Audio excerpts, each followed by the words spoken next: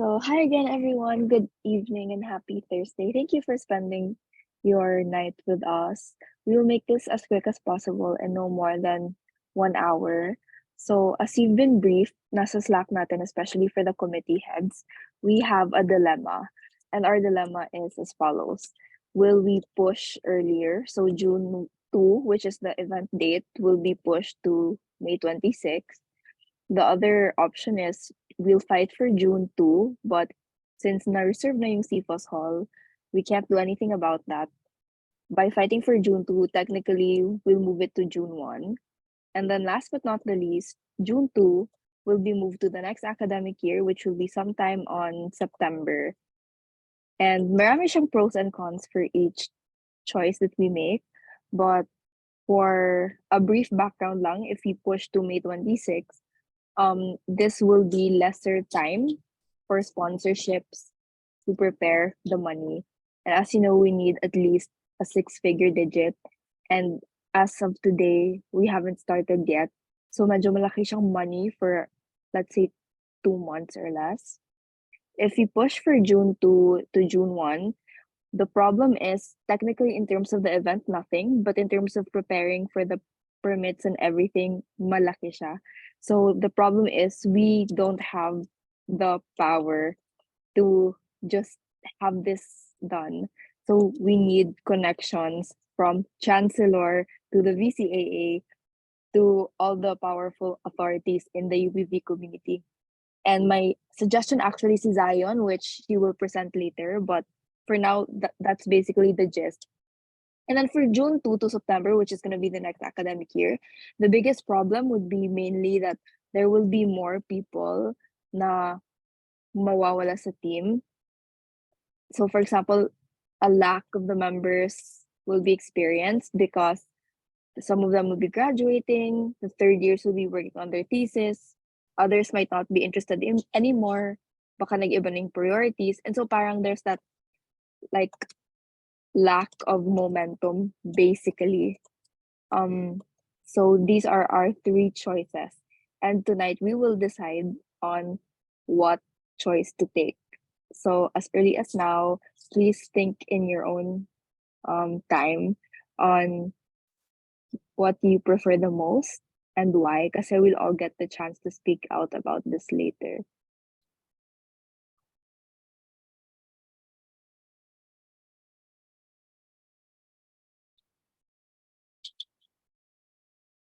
Okay, so we're waiting na lang for Terrence, but since I gave naman like a quick briefer on what to expect in this meeting, can I ask the committee heads to give the sentiments of their committees?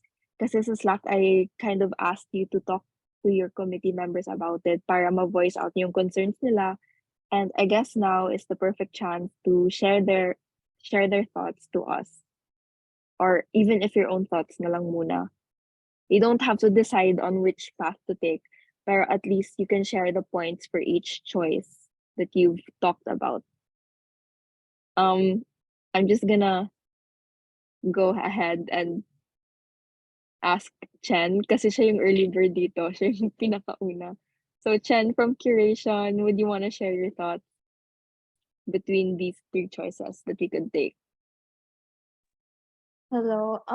For me, okay naman sa akin kahit anong dates as long as it's not as long as hindi may naka-schedule na exam.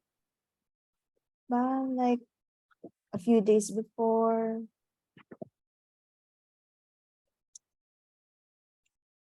Got it.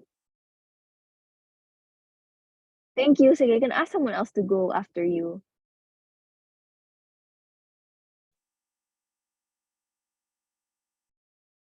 Si Neshel. Good evening po.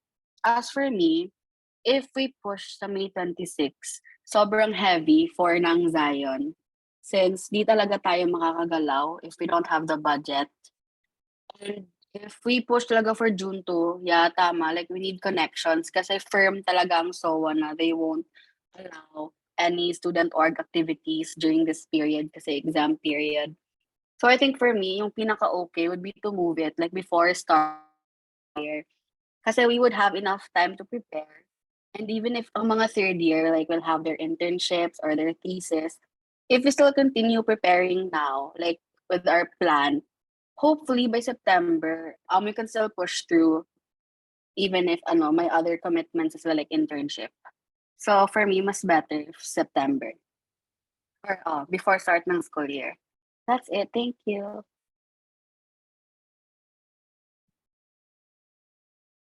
Yes, go ahead, Kathleen. Hello.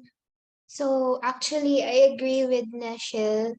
I'm also for next school year, pero probably the cons of it would be kasi summer siya. So baka there would be a chance na or there would be a possibility na kailangan yung execom magbalik sa Miagao early.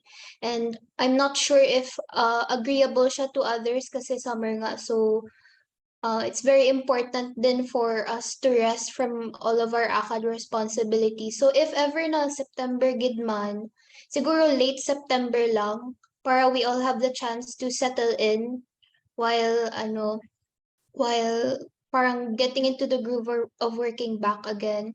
And yeah, if September gid man, dapat before the school year, this current school year ends, dapat daw ma-polish na naton siya so we can have as much rest as possible then during the summer. Yun lang. Thank you. Do you want to vote for someone who wants to go, who will speak next? Or anyone who else wants to volunteer? Please raise your hand or unmute lang.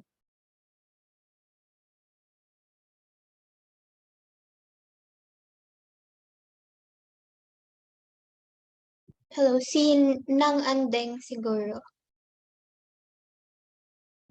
Tama. Hi, everyone. Good evening. So I'm currently asking sa consensus na ako niya co-heads man and ga-agreement sila and nga we should push na lang for September 2024. Ay, 2023, I mean, sorry. First of all. So, wait, nag-chat pa taan sila sa akin. Sorry again. Ang muna ang concern niya if sa June, around that time, may mga exams pa and very short gid bala ang time to prepare and much pressure gid kay ng Zion, which we don't like and we don't want man nga daw rushed aton bala nga event how nga pero for the momentum naman niya sang tanan, I believe nga makaya ta magidna bala nga push aton nga selves kay as we go near naman sa September, feel ko may drive naman na pagid ang mga tao mag-work. Kag I agree sa ginambal ni Kath nga dapat subong ang deliverables though ready na gid siya set na siya for September nga before the end of the school year man gid nga daw though polish naman siya balahaw para wala na ta problem mag summer. So oo, we think gid nga sa September ang Mayo and oo, muna ang ni Sofia bag-o lang nga sa June daw ka slightly safe siya pero hard lang gid to pull strings. Okay. Thank you. That's all. Si Terence, ayun na siya gali. There. Or sinang Zion. Hello. I'd like to hear their thoughts. Thank you. Hello po.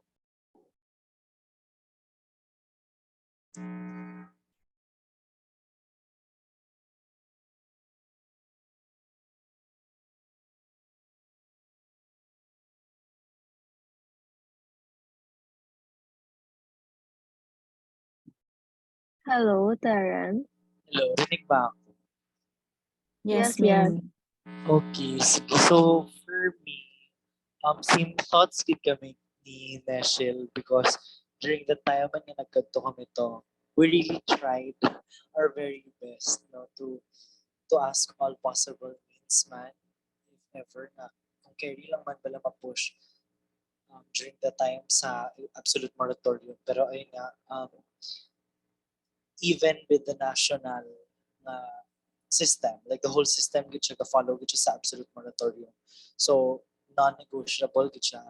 First and foremost kay siya kuno sa UP handbook. So if ever man, I would also, from the perspective sa executive production, I think na hindi siya feasible if ma-move siya to an earlier date than June 2. And with everything that we have now, considering also yes ng Zion, nag-talk man kami kagabi sina ni Kelsey, sorry, ni Kelsey with regard sa mga down payment ba, and most man sa mga NITA, for example, the venue, etc., they required din sila some percentage of down payment, and we can't really give anything if we don't have sponsors. So, feel ko, gogit ko sa September, move siya to September because mas scary na to, like we can make ourselves prepared kid during that time. And even though nga may lagi na kami internships, need lang talaga na ma-coordinate natin lahat before that or before mag-start ang mid-year. So, pagdating ng September, refreshers na lang, tsaka follow-ups and execution na gidason. And for me, isang pro ng September, start siya bisang opening of classes. And I think kung September siya, di rin na ang people sina mga August pa lang. So, ari na gina sila sa UPV or sa city man if ever. So, and feel ko also, if ever man yung i-fly natin ang mga guests ta subong, and kung September man na siya, no, makamura tayo guys. Okay, malayo siya.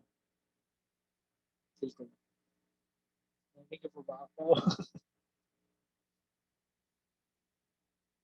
Okay, sige. Thank you.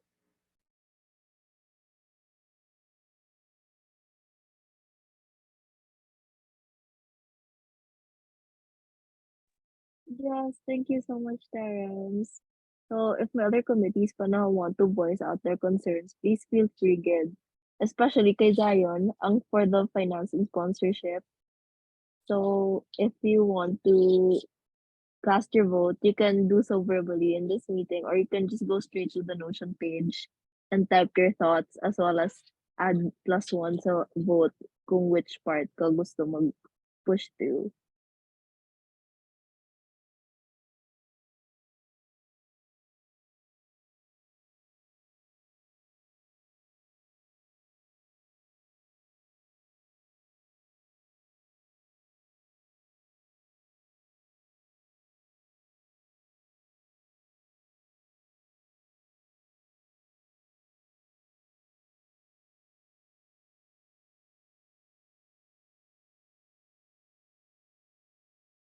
Hello, guys. So if no one else would want to share their thoughts or their committee's sentiment, okay, so Fiona, sige, please go ahead. Oh, Good evening, everybody. yes, yes. Yeah, good evening, guys. That's the third sa result for September. Since nasabi ko na ito na process. Di na ba siya September na academic year. And the one for us, since ayun nga pa, ito push, since mag-orientation pala, hindi po din para makikipagpagawa ng hindi logistics sense, hindi po din para makikipagpagawa ng snap na overhaul. And then, ayun nga, since mag-lock din ang members at saka nag-normal po. Yun po. Question compared po sa June 26, mas magandang sa double action said natin siya. And then, siguro ask na lang din po, ano yung things na ito yung mga after ng exam season. Especially, from mid to late June, if ano yung alam ko. after, within June, or after yung mga exam season.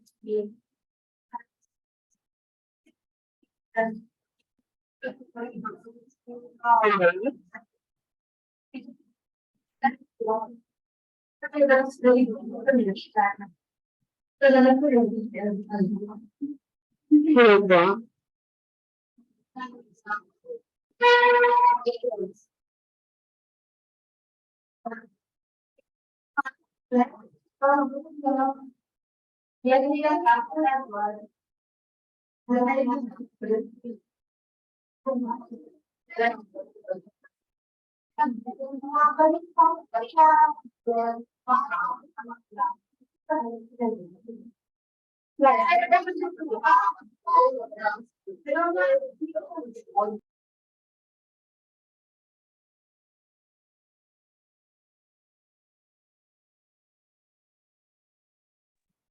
Okay, thank you, Fiona. So sorry, hindi ko talaga marinig ng maayos. I don't know if it's my connection or something else. Pero yes, feel free to type na lang your thoughts sa chat or straight sa Notion. And with that, I would like to pass on the floor to Rachel kay Grace and Shahan. Yes, Rachel May.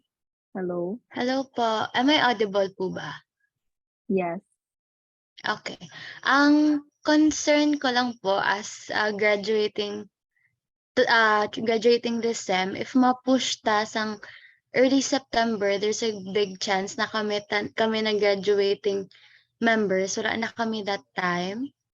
And so, pati man gali si Zion, so basi I don't know, wala man siya gasabat. Pero like, basi ano ba, like, is there any other option which is convenient man for everyone and we can use man the facilities without moving it to September? Kay do ka sad nga kami man effort to put into this event tas hindi man namon siya ma-enjoy kay sayang ang speakers be. Tama lang. Thank you, Rachel. And same thoughts man from Chen, because some speakers have confirmed, especially si Attorney Chel Jokno, and have expressed limited availability. And the reason why mabilis nag-say yes sa June was because during that time is also their summer, or I would say parang term break. And once mag-September, yung mga academic professors, especially from other universities, will most likely not be able to go. Yun yung main problem for the September one. And the sad thing is, sila yung mga speakers na powerhouses for the event. And we've actually si Chen, but I've also helped somehow. We've basically confirmed and given their word that they will speak. Although understandable naman if we say na we push, it would be sad na pag sinabi nating push, tas okay, they're gonna be fine, hindi sila magreklamo, pero hindi sila makaka-speak.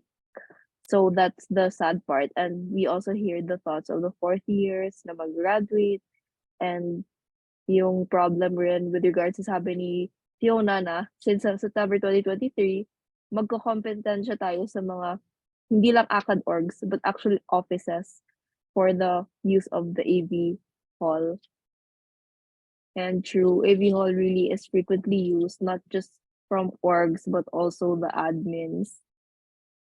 And nag-suggest siya dito na within June, but pero late June, after exam season. And yes, does anybody have any comment on this? Yes, go lang guys. Please throw your ideas lang. Go Kathleen. Hello. So with regards to like mid to late June and after exam season, yung problem with that is, like a lot of students would have already booked tickets going home na. Kasi, di ba, we have the, like parang attitude na mag-book tayo months before kasi nagamahal yung tickets. So baka, like it wouldn't make sense. I don't want to word it badly, but it wouldn't make sense na mag-push through tayo with the event mid to late June after exam season without having an audience composed of UPV students kasi TEDx UPV siya. So yun po. True. And if I may share, nag-chat din si Zion. I don't know if you've seen it, but I think na share niya sa Houston channel for the committee heads that she has an idea to invite the wife of Chancellor. So I think Zion, if willing ka mag-open up or mag-unmute, I'll give the floor to you na lang. Or Hello, am I audible now? yes, Beb, go. Sige. Hi guys. So like I was and then I get like super close, but I have connections with the wife of Chansey because we already parang talk kami about animal advocacies and cats and all that.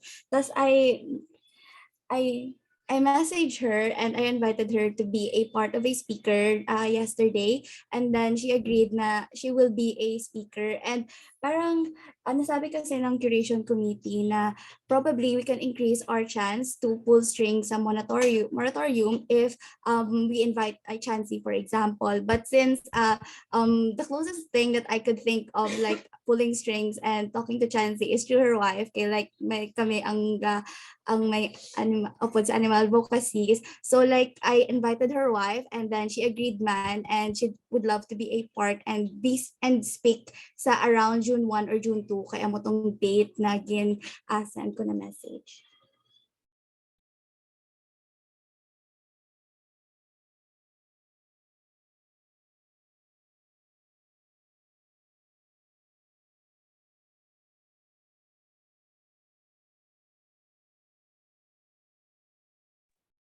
Thank you, Zai.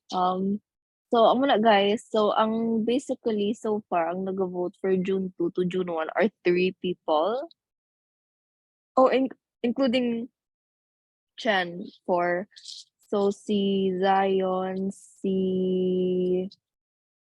correct me if I'm wrong, Rachel, if correct, no, June 2 to June 1, as well as si Chen for the speaker's availability, si Fiona, as well as, sorry, hindi ko makita kung sinong raise hand, guys. Ako, Yes, Beb, Terrence. hello. Ay, okay, sige po. I don't get the point na actually move to June 1 because it will be just the same as June 2 nga within the absolute moratorium period. If ever man, the closest that we could get to having approval is May 26. So, amo na. May 27 to June 10 be ang absolute moratorium period. Got it. Tama si Terrence. And may may nag-message nga mapag-admin sa June 1, so 5 people. So dokatay subong ang June 2 and June 1 and September. So I think ang clarification ni Terrence is do wala point if i-move sa June 1 kay through absolute moratorium. And I think ang question ko is for Fiona since ikaw 'di bang nagpa-book sang Beb, sang venue, and I was just wondering kung ano ang feedback from the officer in charge even if they know na absolute moratorium pero nga nagpa-book ka ta's nagsugot sila. Do something like that. And na may event sa June 2 na iya ka public health Oo even nga. if absolute, 'di ba? Do ka unfair man na Yeah. nagka-type siya gali guys notion.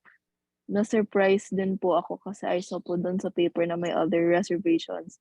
What? So unfair lang.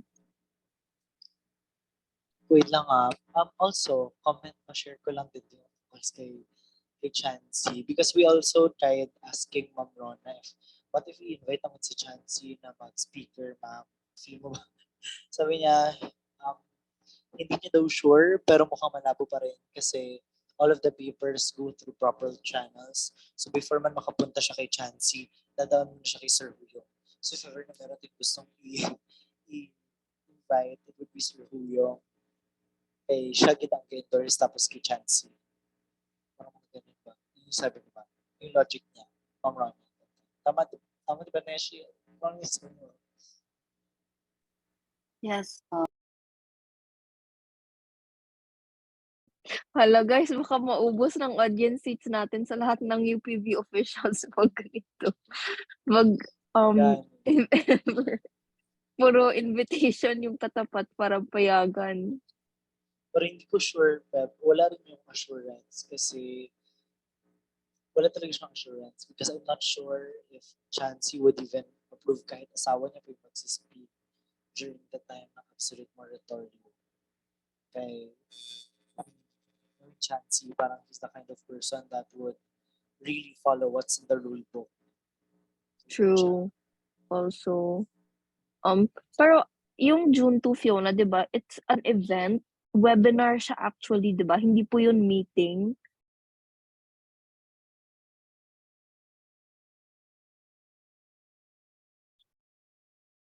Okay. So, webinar is not a meeting. So, talagang event siya and iya pa ka public health. So, I don't know how they did it, pero I think we could ask for their help man kay Absolute Moratorium na kabay as well as not just Absolute Moratorium for for the orgs but I believe also sa mga offices do bawal na sila mag-host events. But yes, go Terence. Ask lang ko, ipaas mo kay Kath, kay di ba pag-health ko ba? Tapos feel ko guys, nagpaano lang din sila, nagpa-book lang sila, bisan wala pa sila seek approval, wala. Kaya pwede mo sila mag-book like us without having the approval yet. So basi wala pa sila kaagto sa SOA. Hello. So, actually, hindi ko part sang PH Pub nga Execom. Pero, i-ask ko lang sila sa mga kilala ko sa PH Pub na Execom. Pero, ano din kasi, baka yung activity na yan kay like, siguro yung host sina Sir Pip. Kasi he likes to hold webinars for his papers. And hindi naman talaga required yung students mag-attend nun. So, I'm not sure. Pero baka si Sir Pip din yung yung mag-head ng webinar na yan. I'll ask lang.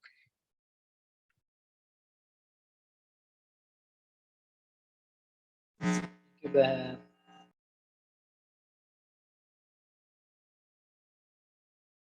Thank you, Kathleen. So, I guess to answer your question, may nakasulat dito from Fiona na kailan po or sino nag-approve ng license for Talag CPV sa June 2 if alam po na may moratorium. Actually, ang pag-approve is not UPV. Ang nag-approve is TED. So, hindi rin nila alam ng moratorium sa UPV. I guess yung chine-check nila is more on the events sa TED global community and they don't care about the nitty-gritties of each event location. So, walang involvement ang UPV sa license. It was just solely between me as a UPV student and TED. And ang funny man kay that time, wala talaga akong alam sa mga moratorium periods. So, hindi ko na take into consideration. And ang expiration date ko is 1 year from the approval. So I believe my license was approved December 2023. Nag-start ako mag-act January 2023. So December 2023 mag-expire ang license ko. So pwede gid siya actually i-move sa September. And G man gid ko ya, pero I don't want to say this decision as the lone decision maker. That's why we have this meeting gid. Kay hopefully, if not tonight, at least by tomorrow, ma-finalize ta. Kay if need pagid one more day in UPV to find ways or to find supporting details nga help sang isa ka decision. For example, kung September 2023, like if maka-fight gid ta like what Fiona said to book is as early as now kung pwede, or if sa June 1 i-find out kung paano ginubras ang PH or something like that, then hopefully we could do it tomorrow. Even if I'm not in MIA, I will try my best since arapaman ko sa Pinas until Saturday 12 noon.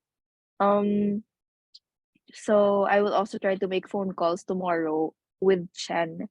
Kaya actually tomorrow dapat na-send yan na ang speaker guide and as as based on the timeline as much as possible, dapat may na signed term sheet ang mga speakers. But I will give the floor na lang to Terence as the leading organizer actually, since nag-start naman ang leave ko actually today lang gid. So I think I will give the floor for the next 30 minutes, basically for the next half of the meeting, to Terence.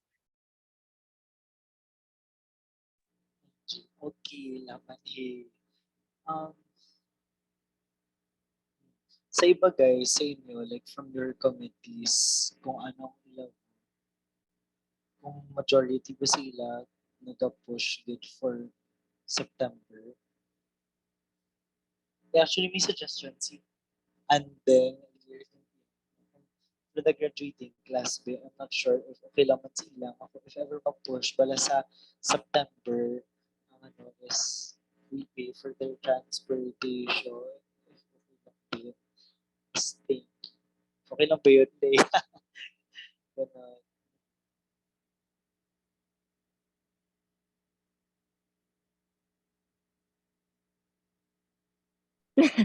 I love si Fiona. I love talaga yung confidence niya sa tatak TED.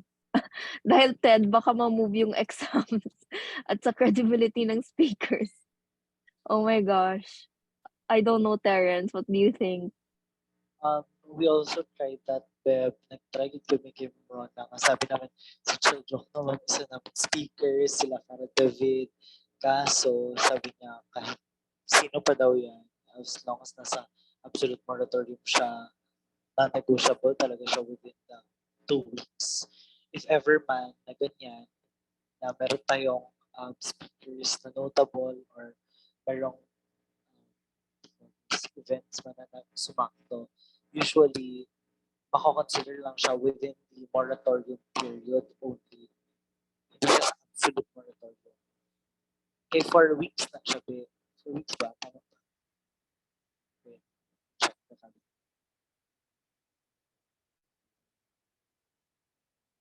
I'm not sure, parang, hello, clear na ba? Yes, yes. Yan. So parang March 21 yata magsa-start ang moratorium period. Then May 21 or May 22 to 27. Wait, let me check. I can show you.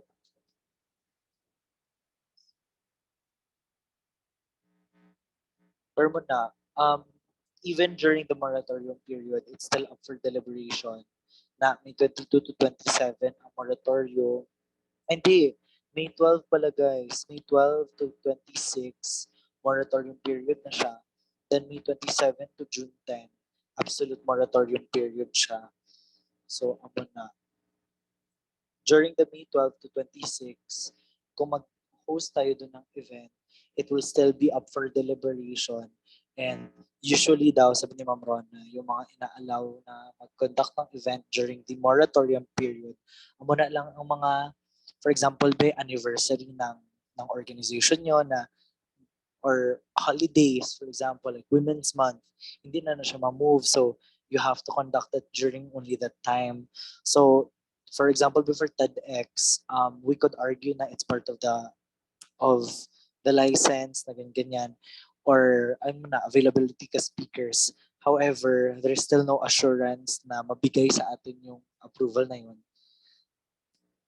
kahit moratorium period siya. Meanwhile, sa absolute moratorium, ginapush gid siya ni Ma'am Rona nga it's a non-negotiable. There's nothing na we could do.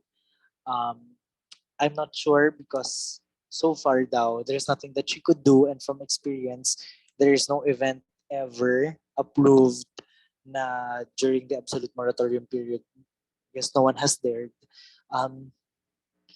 Tapos, I'm not sure lang if ever man we haven't tried man setting an appointment with Sir Huyong or with Chansey about this. So, I'm really not sure. Pero, unlikely, highly unlikely gid siya nga matabo during absolute moratorium.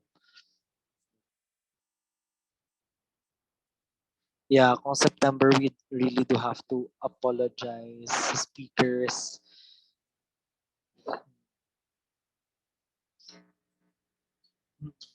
It's either May 26, it's either May 26 or September for me also.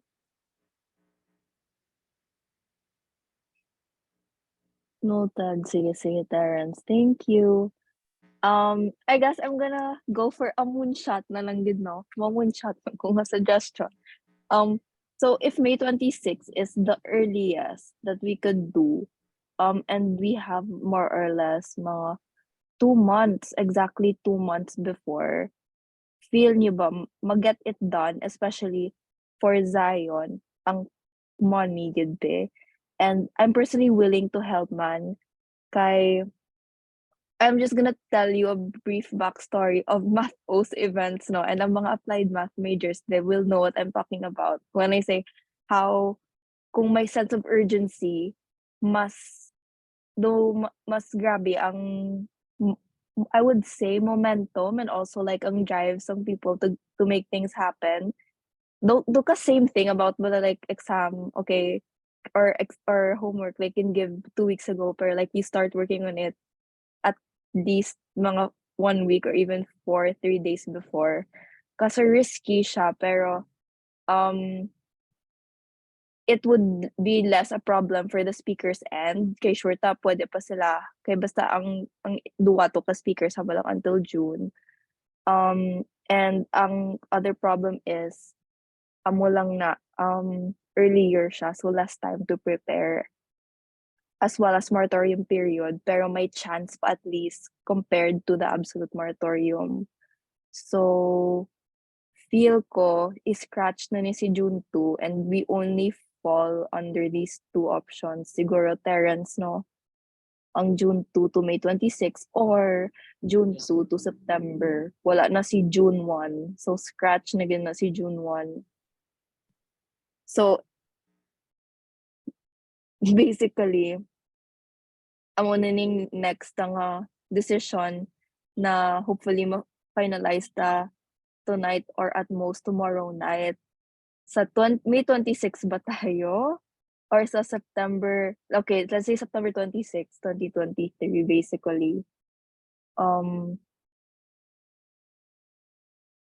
honestly, for sponsors, parang 2 months before is a decent time na for them to decide and to give out the funds. Kasi some sponsors even have at least 1 month preparation before kailangan nila i-release ang funds. And in my experience, the closer the event and the closer towards the end of the quarter, the more highly the chance na mag-approve ang mga financial requests or budgets, something like that. So if ang concern ta is making it happen this school year, pwede natin gawin on May 26. Lesser time nga lang, but we will need all hands on board gid compared to like on September. Like dito yung sinabi nila sa chat na mag-start from scratch. And ayun lang, that's my thoughts. Diba? On my end, I really think na well sa amin sa execution, kaya namin siya. In terms of production, yes, I believe na carry ang May 26. However, it all boils down gid for me gid sa sponsorships because the executive production cannot function without money. And same goes with the other committees, for example, the marketing, media and publicity nato nga teams, the logistics, and ang events na. So, I really need gid yata ni ang ang Zion. Kay amo na, we can't book pagit. We can't book flights if we don't have money like right now. So, ang Zion. Carry ba siya? Makarry ba natin siya? Kasi right now it's May 23. Kung maglakad tayo ngayon ng papers, kung maglakad tayo ngayon ng let's say tomorrow, siguro nga earliest siguro na we could prepare the papers and send them out is on Monday, which is March 27. March 27. Usually 10 days ang time for approval. So March 27. I think April 1 is already reading break. Tama ba? When is the reading break? It's kabalo ko. April 2 to 10. Oh, so we only have this week. We only have March 24 to March 31. So knowing the bureaucratic process, I'm not sure. I'm not sure lang. Pero kung si Ma'am Rona, dasig lang na siya. I'm not sure lang kung kay Sir Huyong and then sa makato siya tapos kay Chancy. Need lang sila kulitan if ever. Pero yes, usually it would mga 10 days ginang nila processing time. So once ka ma-approve natin siya, ang permits ta, dira pa lang ta, diba? Tapos maka-send out, gid na, sure na ang dates ta. Yes, Six yes. gid na. So, una, Hello, I'm asking man wala may committee and then they agreed good nga like hindi man guaranteed sa sponsors nga mag-reply agad sa May 26. Ako personally, I'm good with any time, yeah. Like feel ko I'm okay lang ako with any time. Pero if ever pag if ever mag September 23, what's gonna happen to like establish committees, like for example, magbabago ba lahat? Ganun ba? hindi man yata siya magbago. Like, hindi siya September 23. First week yun siya sa September if ever.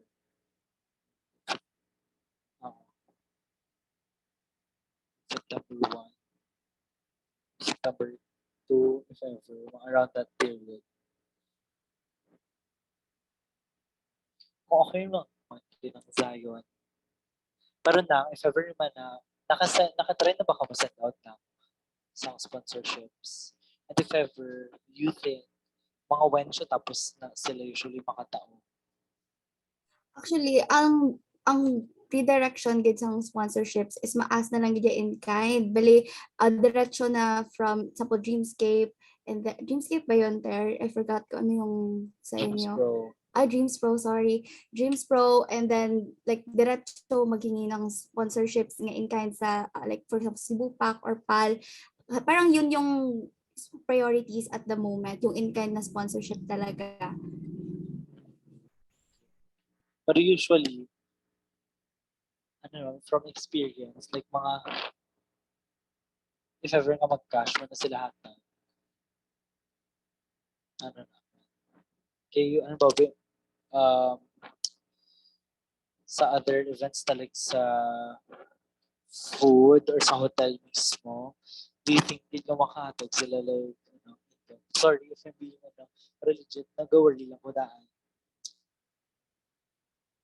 If carry siya. Ano ter? Ikaw tudod ka? Sorry. Hello? Diba? I mean, di ba, kung in-kind siya, pero need man siya gyapon based sa cash. So feel mo makarry. Kung ang cash na needed like significantly lower in compared sa in-kind. Okay, for example, kung mag-in-kind, do parang in-kind worth of like 50K man gyapon, for example, 30K. Parang ganon.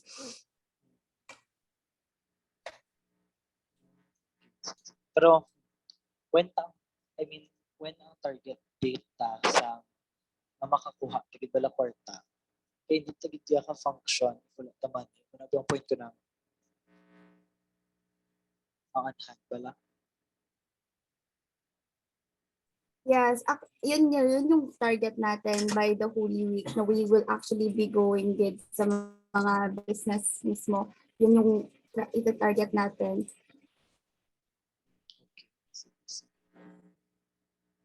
What do you think sa other committees? Kasi kinang Zion, she seems okay man with May 26. Ako personally, okay man ako sa 2 dates. Amo na, it will still be up for deliberation. And the risk actually, Hindi, sir. Parang like my committee said na parang they're more, parang sabi ng mga head ko, they're more into September. So like, for okay, example, sorry. ako, I'm good with any time. Yun. Pero my people under me, parang more sila sa September. Sorry. Sige na. Any thoughts, guys? Other committees, di ba? Given that effort.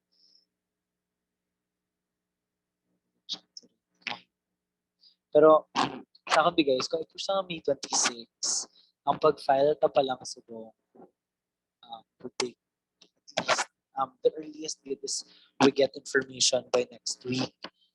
However, that's still unsure. Di ba sure? Tapos, kung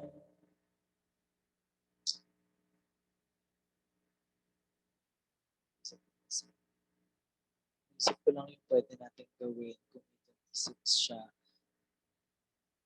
Okay. In case na by May 26, tapos hindi ma-approve man na, we're setting ourselves up naman liwat for more tighter schedule bala. Or if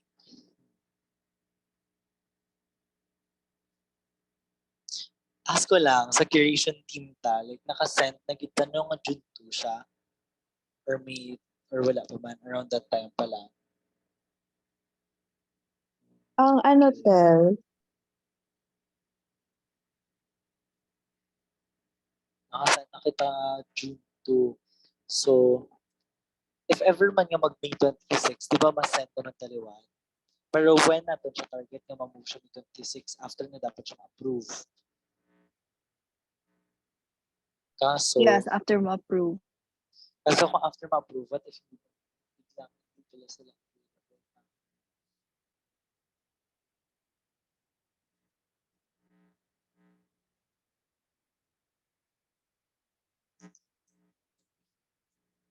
what if we vote na lang ni guys? It's not always done with so honestly, I choose what to do. For me, although ma-feasible siya, siya. Terrence, hindi ka daw mabatian. Hello. Hindi ko batian, but yun, like now. Okay na liwat, okay na liwat. Sorry. Feel ko guys, kung mga May 26, okay siya tani. Theoretically, okay siya, like carry siya.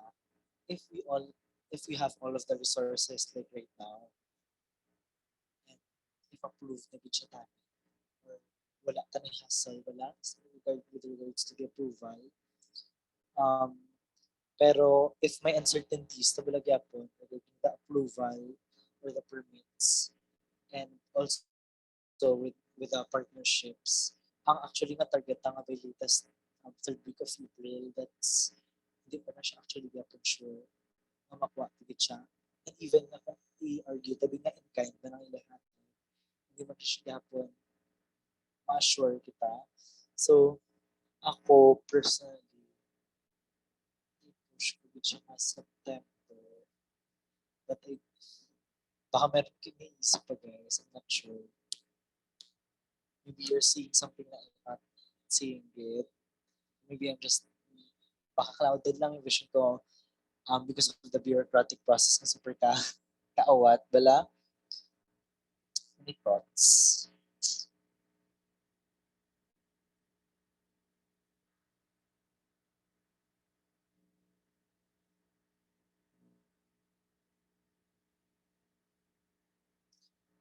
Chen, ask ko lang, if mga September, nakita ko sa notes na may man nga daw nag-okay.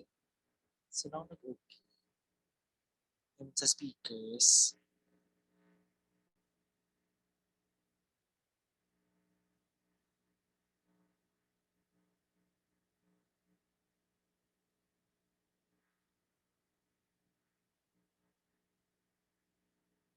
Hello guys, hindi pa kami. Hello, yes, sorry. Though, gapawin sermon ko be, so Go lang, guys. Team-team ang pag-iisip ito. Yan. Nagsabi rin man yung isang member ko there na yung May 26 only parang mas doable siya is mas marami yung maghahanap ng pera. So parang if ever pupush yung May 26 kasi 'di ba like sorry talaga yung marami talagang setbacks on my end kasi like ngayon lang nagka-complete again. Ngayon like I had like 3 to 4 people resigning. So parang ang tagal talaga from this month, tagal ko talaga nagawa yung mga deliverables. Also, yung sabi ng member ko dito, doable yung May 26 if maraming maghahanap ng pera. But if like, for example, same pace lang ba? Parang more on September na lang. Okay.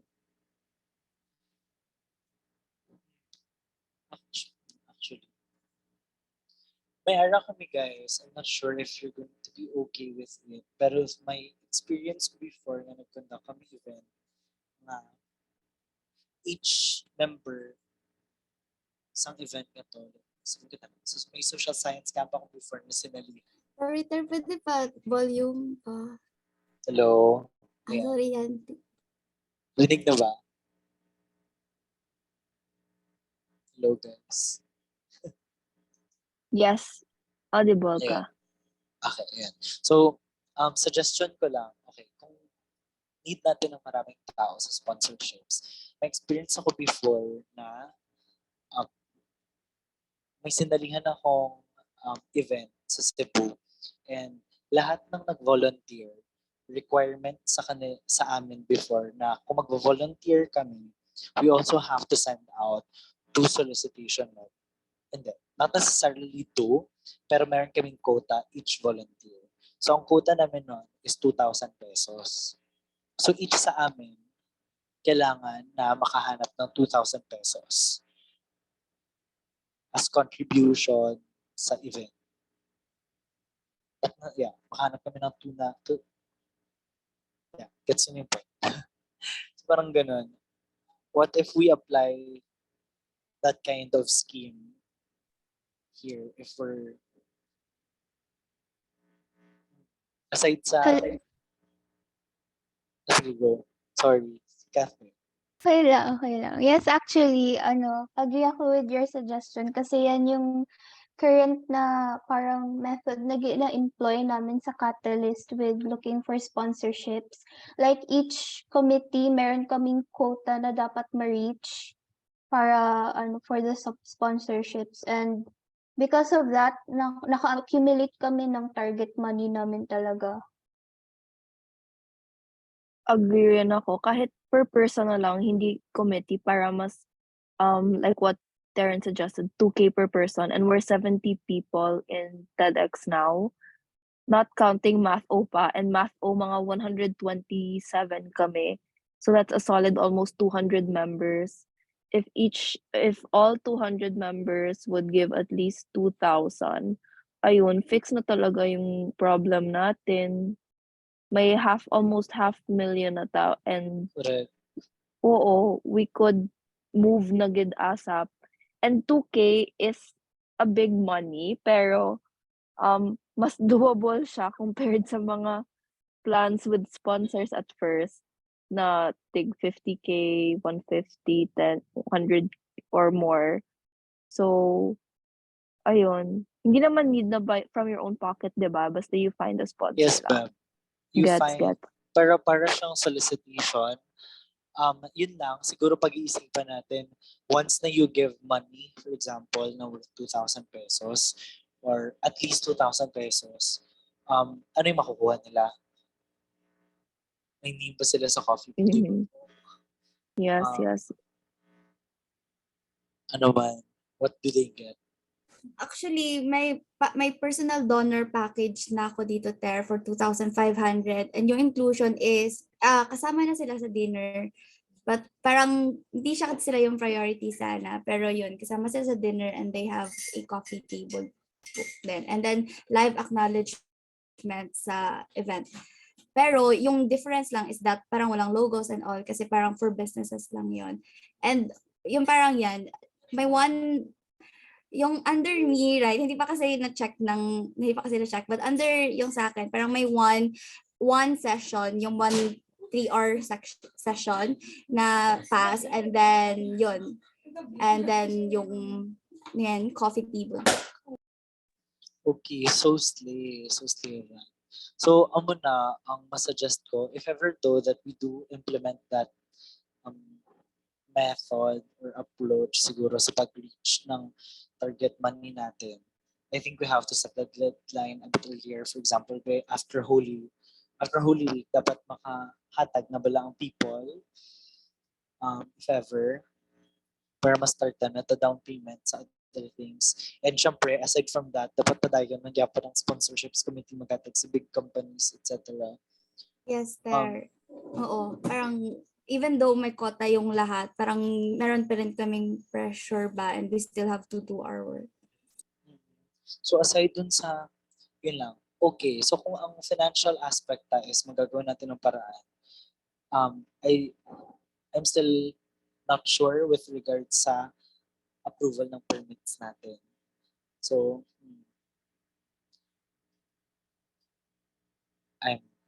Sige, there. Ako na lang mapatigayon for the permits and kami ni Neshel from MathO. Kay what we did, for example, last seman, we still had our Christmas party despite the hindi pa siya absolute moratorium. Ano pa to siya? What do you call this? Though moratorium. near siya moratorium, oo, naka-Christmas party kami sa Sulu Garden.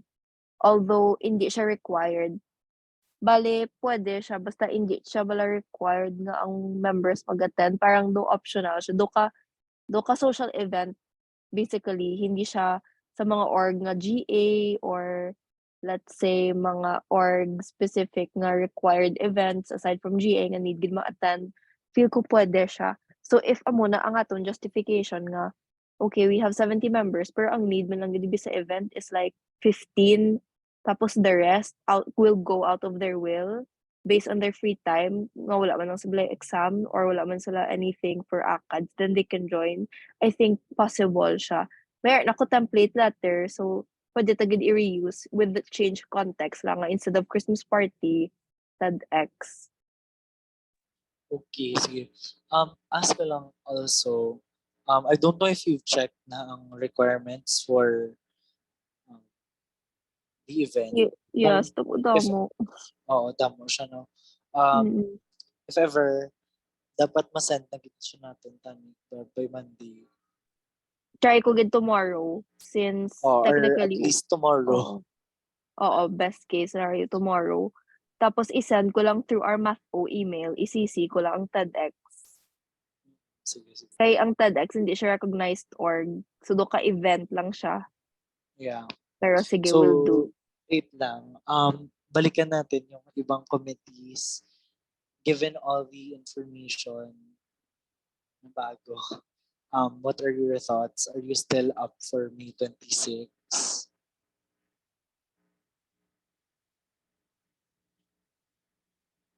Fiona, and then or Ezra.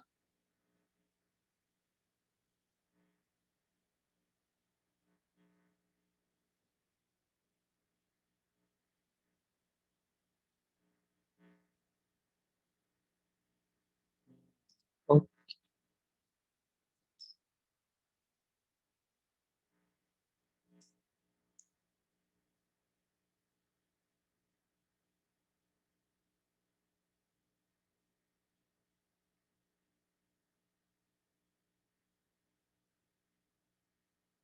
wait, anong question? Okay. Kay Fiona na question if mag-open pa ba tayo ng volunteers. Feel ko, Beb. Yes, need gid. Kung kinahanglan naton Oo. i-recruitanan nga UPV. I-recruit Oo, Beb. Basta i-ano talang gid sila. If ever nga may ara kita nga i-recruit, i-inform ng gid ang organizers para mo onboard ang mga new members, and then mahatagan sila contract and ma-orient pala sila, up to speed sila sa everything. So muna. But I think we need to hold ng the recruitment until nga ma-approve it ang day sang event. True. And so far so good ang response for May 26, 100% ang nag-yes. Ambot if makita yung results, pero 100% of everyone nga nag-vote so far. Send ko man sa Slack ang photo. Okay. Nag-chat si Kath nga na-approve daw ang pencil booking nila because yung webinar, it's not student-led but under siya sa degree program nila. So if mo na bilay, what if under siya sa Under siya Sorry, sa inyo, under siya sa- mas make sense siya for skimmers than Math O. Feel ko. Like Com 12, baby. Mga com nga subject. Oo. Pwede ko man istoryahon if ever si Sir Jude tomorrow, if ever nga willing sila i-carry under the name of yung div. But is it okay tapos with Math? Kaya syempre yun yung event. Feel ko okay lang. Tanan na lang para ma-approve. But either way, ang reason lang gid actually na Math O kay hindi siya org ang UPV, TEDx UPV. Pero before, sang 2015, org gid ni siya ya. Ang reason lang nga wala siya nakaabot as an org was because ang license ko na-approve December and nag-close na ang SOA nga org application by I think October. So hindi na gid siya mahabol. So for it to happen, put ko siya under an existing org which is my org, Math O. Interesting. Okay. Sige. Nag-suggest si Anday nga mapavote sa Slack.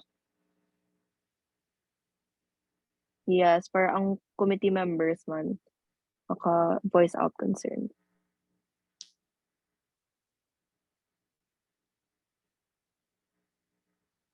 Sige guys, I will update you gid tomorrow kay isa man lang akon nga errand.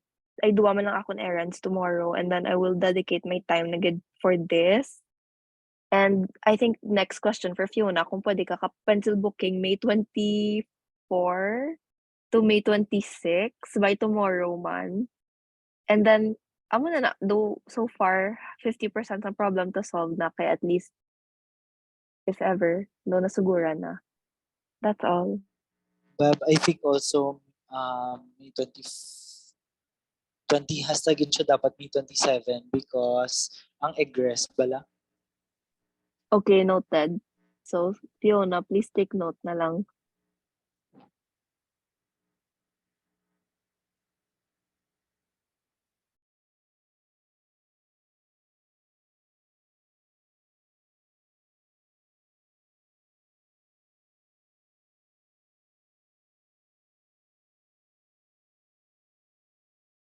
Okay, so far May 26, 7 out of 7 nag-say yes. Open pa ang vote guys. Siguro please vote na lang before 10:05.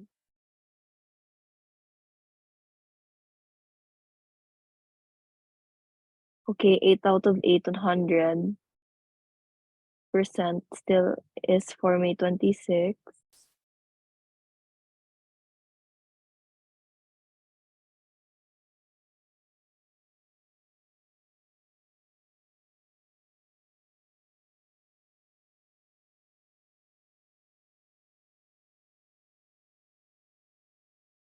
Okay, 9 have voted. Okay pa sa May 26.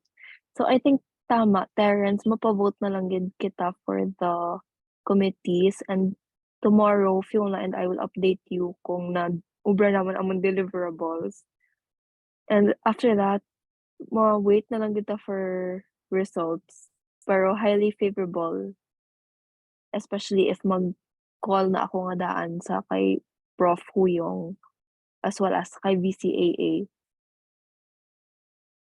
That's all from my end.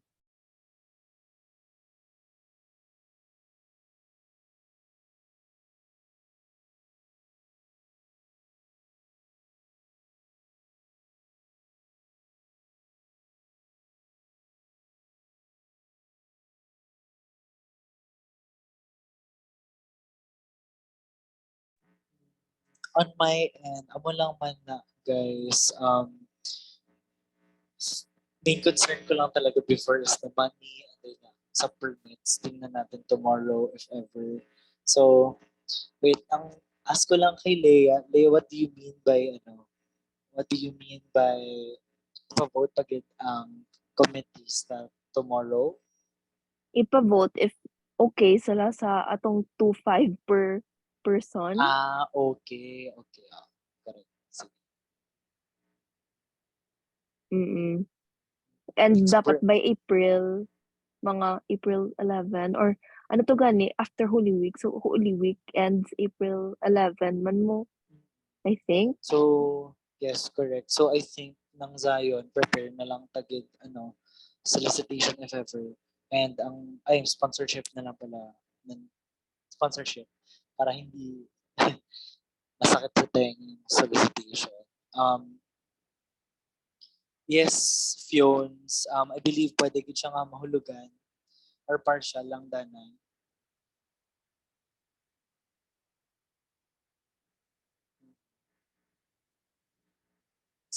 Ayun, ng Zion, lubutin ko. Yes. Pwede ka prepare na lang to dason sang letter and include yun tapos kung ano ang benefits nila bala. And feel ko, aside dun sa 2.5, pwede man siguro sila mahatagan higher options. If baski ba sila may ara, willing it. Wait, pwede ba mag-share ako ng screen? Ikaw na, kaya may sila ang host, I believe.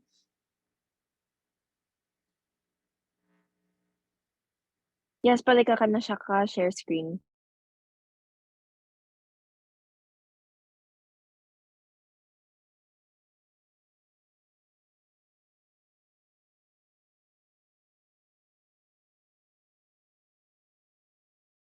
Hello, kita ba yung notion ng sponsorships or naka-half screen siya? Yes, Kit. Ayan.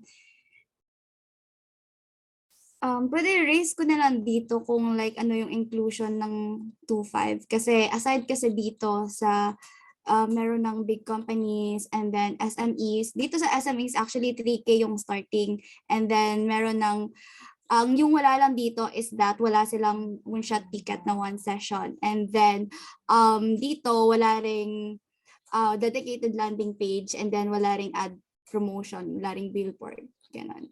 Dito parang yan, online lang yung publicity and then ad space lang sa Math-O na newsletter and then token of appreciation and then merch package. Ito yung mas maliit na and ito yung target sana by Holy Week kasi mas doable during the Holy Week. Ito yung parang short-term goal. Parang ito yung kailangan i-achieve short-term. And while we're doing this, other people will under sponsorships will be doing this yung big companies na ganito. Pero aside from this, nga kahit like, for example, interested ka lang like example, maging partner ng TEDx kahit wala kang business, eto, yung package na to. So parang, are you okay ba with this, guys? Ito yung ipang bibigay. Or hindi?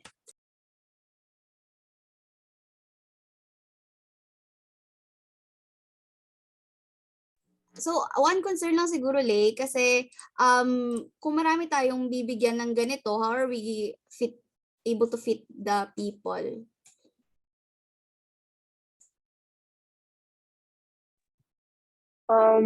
I think yung dinner kasi will be held at most likely sa outside of UPV. We could, ang plan actually nag-visit kami ni Neshel and sabi namin nice yung function hall sa Sulu Garden and I think ang max capacity niya is around 200. So feel ko i-limit tagid or mahimo man ta per session dinner or ma-find a bigger venue para maka at most grow like 500 people just in case, but feel ko pwede tagid pa iguon kung ano lang depende sa venue ta nga pilion. So it depends gid sa venue. Okay. I also to reply lang sa sinabi ni Fiona kasi she said na maraming sponsorships pero limited lang yung capacity. I think 'di ba Lay, like ano, like 300 lahat kasi 100, 100, 100 per session. Tama 'di ba? Yes. 300 lahat.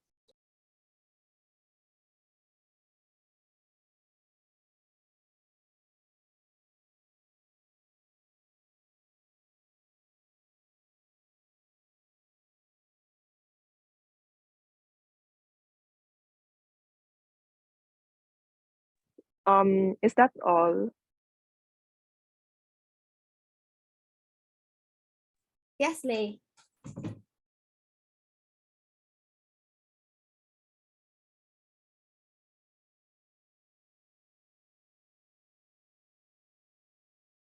Okay guys, so I think that's it. Doon na settle ta naman ang aton nga agenda today, as well as even discussed other points nga similarly important. So I think we can end here and thank you again for joining. Before we officially close the meeting room, pwede lang ta ka-open cam for a quick picture taking before we end. Um, Thank you so much guys, especially sa committee heads and even the non-committee heads who are here. Hi, I think Tessa. Hi, Tessa is not a committee head, but she's here, so we appreciate you, Gid. Also Ezra. So matik na ako photo now. And 1, 2, 3, smile. Yay, thanks so much, guys, and have a good night. We'll update you again tomorrow.